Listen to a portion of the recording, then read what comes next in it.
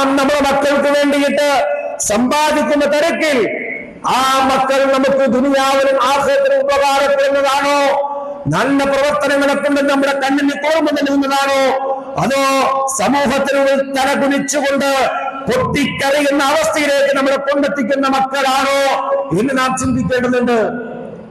അല്ലാഹു സുബ്ഹാനഹു വ തആല പറഞ്ഞില്ലേ, ഓ വിശ്വാസികളെ, നിങ്ങളുടെ ഭാര്യമാരിലും മക്കളിലും നിങ്ങൾക്ക് ശത്രുക്കളുണ്ടോ എന്ന്.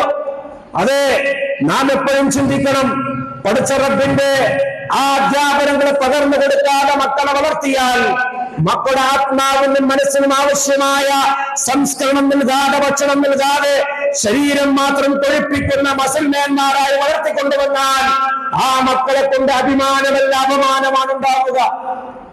അതുകൊണ്ട് മക്കളുടെ ശരീരത്തിന്റെ ഭംഗിയും അവരുടെ ആരോഗ്യവും അവരുടെ വിദ്യാഭ്യാസവും അവർ കൊണ്ടുവന്ന കറൻസി കെട്ടുകളുമാണ് നിങ്ങളുടെ മനസ്സുകളെ നിയന്ത്രിക്കുന്നതെങ്കിൽ മനസ്സിലാക്കുക, ആ മക്കൾ നിങ്ങൾക്ക് ഈ ലോകത്ത് അപമാനമായിരിക്കും, നാളെ പരലോകത്തും അപമാനമായിരിക്കും. അതുകൊണ്ട് മക്കളെ വളർത്തുമ്പോൾ അള്ളാഹുവിനെ ഇഷ്ടപ്പെടുന്ന മക്കളാക്കിയാൽ ആ മക്കളെ കുടുംബത്തിനും സമൂഹത്തിനും ഇഷ്ടപ്പെടും, ആ മക്കളെ കുടുംബത്തിനും സമൂഹത്തിനും ഉപകരിക്കുകയും ചെയ്യും. അള്ളാഹു വെറുക്കുന്ന മോനാണോ, ആ മോനെക്കൊണ്ട് മോളെക്കൊണ്ട് കുടുംബത്തിനും സമൂഹത്തിനും ഒരു ഉപകാരവും ഉണ്ടാവുകയില്ല, നിങ്ങൾക്കും ഉണ്ടാവുകയില്ല. അതാണ് ഇന്ന് നടന്ന എല്ലാ സംഭവങ്ങളുടെയും പിന്നിലുള്ള ആ എഴുതാ കഥകളിൽ നിന്ന് നമ്മൾ മനസ്സിലാക്കേണ്ടതുണ്ട്. അതുകൊണ്ട് തന്നെ അങ്ങനെയുള്ള ഖുർആൻ പകർന്നു നൽകിയ വിശ്വാസം ഉൾക്കൊള്ളുകയും പങ്കുവെക്കുകയും നമ്മൾ ചെയ്യണം.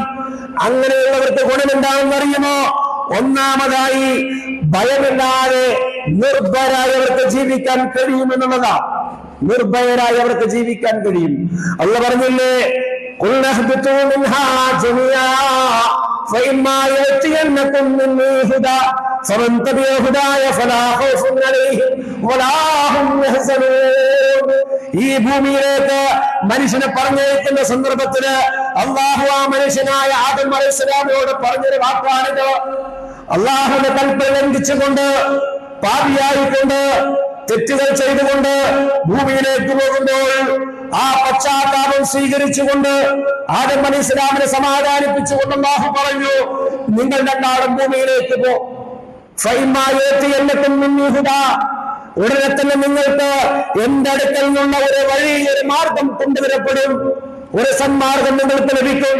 അപ്പോൾ ഏതൊരാൾ ആ സന്മാർഗം പിൻപറ്റുന്നുവോ അവർക്ക് പിന്നെ ഒരു ഭയമോ വ്യാകുലതയോ വേണ്ട. ഖുർആൻ അനുസരിച്ച് ജീവിക്കുന്ന വീട്ടിൽ